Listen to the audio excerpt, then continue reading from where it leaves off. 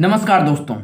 आज हम बहुत ही शानदार और महत्वपूर्ण टॉपिक पढ़ने जा रहे हैं। दोस्तों ये बहुत ही इंपॉर्टेंट टॉपिक है। इससे एग्जाम में पूछ सकता है। 100 में 95% पूछने के चांसेस में रहते हैं। तो चलिए बिना किसी देरी के वीडियो को स्टार्ट करते हैं और समझते हैं एक समान विद्युत क्षेत्र में विद्युत द्विध्रुव पर बल आघूर्ण कितना कार्य करता है, उसको समझते हैं। इसको समझने से पहले हम डायग्राम समझेंगे इसका। अगर हमने इसका चित्र समझ लिया तो हमको बलाघूर्ण समझने में बहुत आसानी रहेगी और हम निकाल सकते हैं बलाघूर्ण। तो समझते हैं इसके चित्र को। ये क्या है, हमने जो डायरेक्शन बनाई है वो है विद्युत क्षेत्र की तीव्रता की। ये डायरेक्शन है, ये सारा विद्युत क्षेत्र है। ये विद्युत क्षेत्र की तीव्रता की दिशा वो दाएं तरफ की हो जा रही है। ठीक है, अब इसमें क्या कर रहा है, इसमें एक क्या विद्युत द्विध्रुव रखा हुआ है। इसमें एक विद्युत द्विध्रुव रखा हुआ है। विद्युत द्विध्रुव रखा है ए बी, विद्युत द्विध्रुव रखा है। यहाँ पर एक -q आवेश है, यहाँ पर +q आवेश रखा रहता है। ठीक है, ये विद्युत द्विध्रुव है। ठीक है, अब क्या बात यहाँ पर, जब यहाँ पर विद्युत क्षेत्र है, यहाँ पर विद्युत क्षेत्र है और यहाँ पर आवेश है, तो इसकी दिशा होगी, आवेश की दिशा कहीं ना कहीं होगी। तो क्या बल लग रहा है इसमें, आवेश यानी कि जो दिशा है उसमें क्या बल लग रहा है उसको हम समझाएंगे आपको। देखिए यहाँ पर क्या है, ये विपरीत प्रकृति के आवेश हैं, तो इनकी दिशा अलग अलग होगी। तो +q की दिशा इस तरफ है, इस पर कितना बल कार्य करेगा तो उसको हम समझेंगे। दोस्तों आपने इसको मैं समझाता हूँ एक फॉर्मूले के माध्यम से। विद्युत क्षेत्र की तीव्रता का फॉर्मूला क्या होता है, F/Q। ये आपको हमने पढ़ाया है। अगर आपने इसका वीडियो नहीं देखा है तो लिंक डिस्क्रिप्शन में आप देख सकते हैं विद्युत क्षेत्र की तीव्रता का। अब यहाँ से अगर हम बल की बात करें तो हमने बल निकाला E/Q। तो यहाँ पर ये पहला बल है, तो हम क्या करेंगे F1 बराबर E/Q, यानी कि EQ बल कार्य कर रहा है। ओके, अब यहाँ से बात करें -q की दिशा में बल लग रहा है, तो क्या है यहाँ पर F2 बराबर E/Q।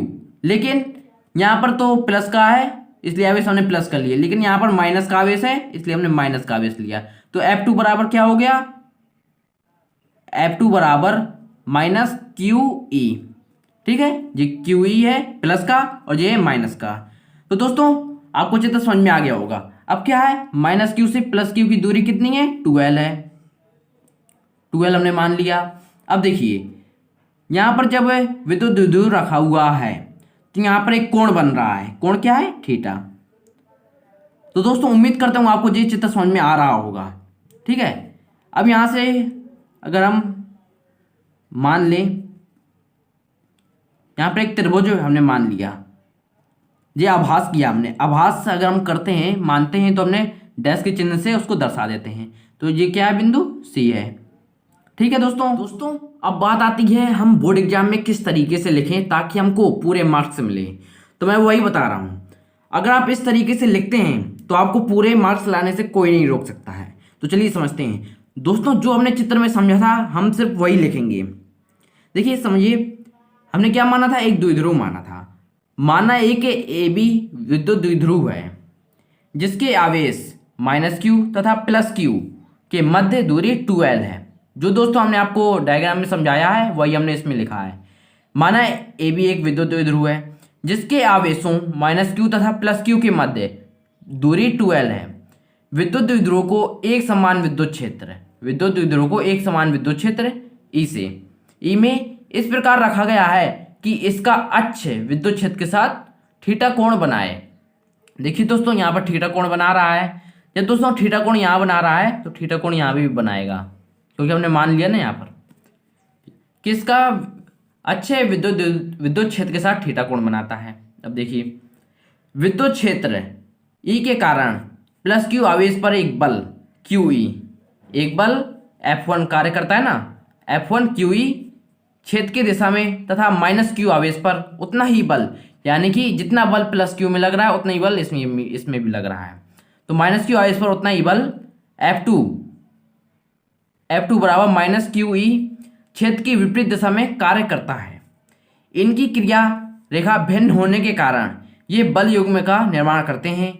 इनकी क्रिया रेखा भिन्न होने के कारण ये बल युग्म का आघूर्ण करते हैं। जैसे दोस्तों इस अक्ष में हमने रखा है विद्युत द्विध्रुव, तो यहाँ पर भी अगर हम यहाँ पर भी बल लगाएं और यहाँ पर भी बल लगाएं तो इस तरह से घूमेगा, इस तरीके से घूमने का प्रयास करेगा। हमारा विद्युत द्विध्रुव इस तरीके से रखा है, एक बल इस साइड लग रहा है, एक बल इस साइड लग रहा है, तो ये दोनों बल क्या करेंगे, इसको समांतर लाने का प्रयास करेंगे। तो वही समझा रहे हैं यहाँ पर, उतना ही बल लगेगा, उतना ही बल क्षेत्र की विपरीत दिशा में कार्य करता है। इनकी क्रिया रेखा भिन्न होने के कारण ये बल युग्म का निर्माण करते हैं।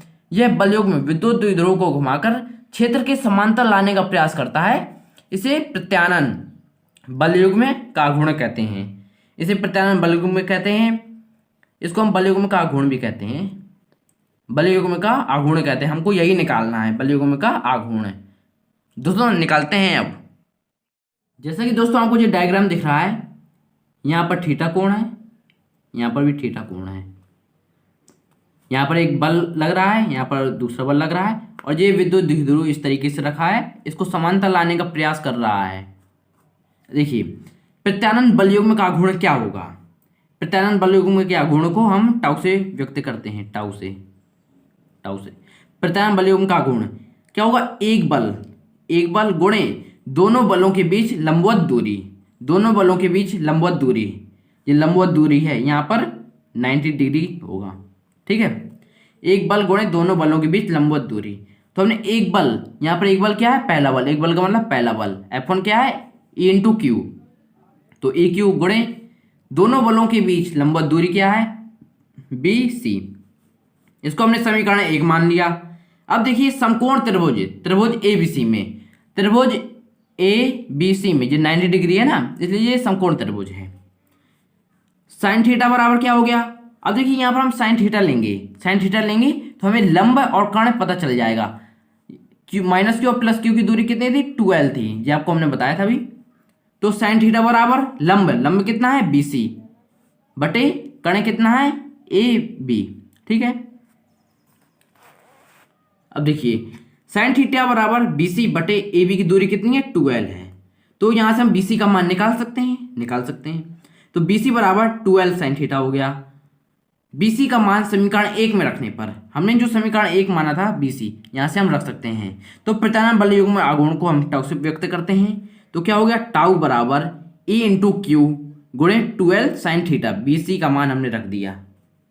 तो टाउ बराबर क्या हो गया, हमने 2 आगे को ले आए, तो क्या हो गया, 2QL E साइन थीटा, ठीक है दोस्तों।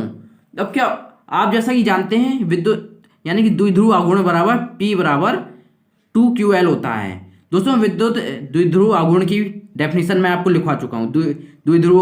विद्युत द्विध्रुव तथा विद्युत द्विध्रुव आघूर्ण के बीच अंतर मैं आपको बहुत अच्छी तरीके से समझाया हूँ, इसका लिंक डिस्क्रिप्शन में आप जाकर के देख सकते हैं।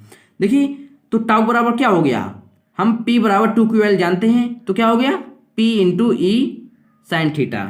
अब दोस्तों आपने 11वीं क्लास में पढ़ा होगा, A वेक्टर गुणे B वेक्टर बराबर AB साइन थीटा, आपने पढ़ा होगा, जो मुझको पता है, आप होशियार छात्र हैं, मुझको पता है। तो AB क्या हो गया, AB sine theta, A vector गुणे B vector AB sine theta हो गया। तो ये टाउ का मान आ चुका है, यानी कि हमने बल युग्म का आघूर्ण ज्ञात कर लिया है। अब बात आती है सदिश रूप की। अगर हम इसका सदिश रूप निकालना चाहें तो हम क्या लिख सकते हैं, टाउ बराबर,